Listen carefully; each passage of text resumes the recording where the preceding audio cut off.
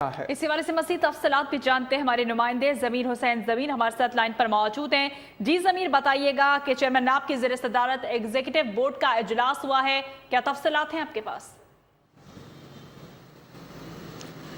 جی بالکل، chairman NAB justice retired Javed Iqbal کی زیر صدارت ایگزیکٹو بورڈ کا اجلاس ہوا ہے اور جس کی صدارت چیئرمین نیب نے کی اور اس میں آج بہت ساری باتیں سامنے آئیں اور اس کے بعد انہوں نے ایک اعلامیہ جاری کیا ہے جس میں یہ کہا گیا ہے کہ 25 جولائی 2018 تک الیکشن کا جو آخری دن ہے، جس دن الیکشن ہونے ہیں، اس تک کسی بھی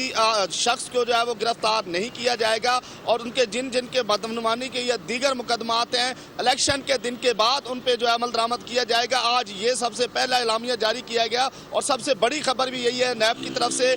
کہ جس طرح انہوں نے پچھلے دنوں خواجہ آصف، رانا مشہود اور دیگر کے معاملات کا بغور جائزہ لیا، اس کے بھی مقدمات بھی آج بات کی گئی ہے اعلامیہ میں۔ اور اس کے علاوہ جو چودھری نثار جو سابق وزیر داخلہ ہیں، ان کے مد مقابل جو امیدوار تھے مسلم لیگ نواز کے، قمر الاسلام، ان کو گرفتار کیا گیا تھا۔ تو اس کے بعد مسلم نواز کی طرف سے جو ہے کافی رد عمل کا اظہار بھی کیا گیا اور اسی طرح کراچی میں بھی جو گرفتاری عمل میں لائی گئی،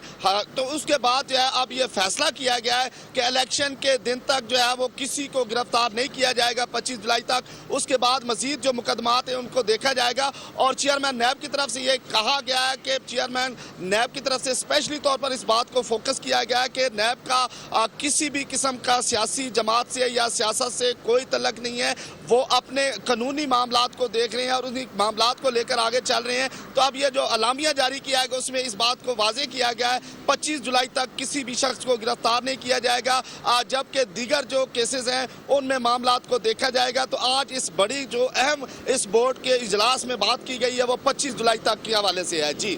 بہت شکریہ ضمیر حسین، ہمیں تفصیلات سے آگاہ کرنے کے لیے۔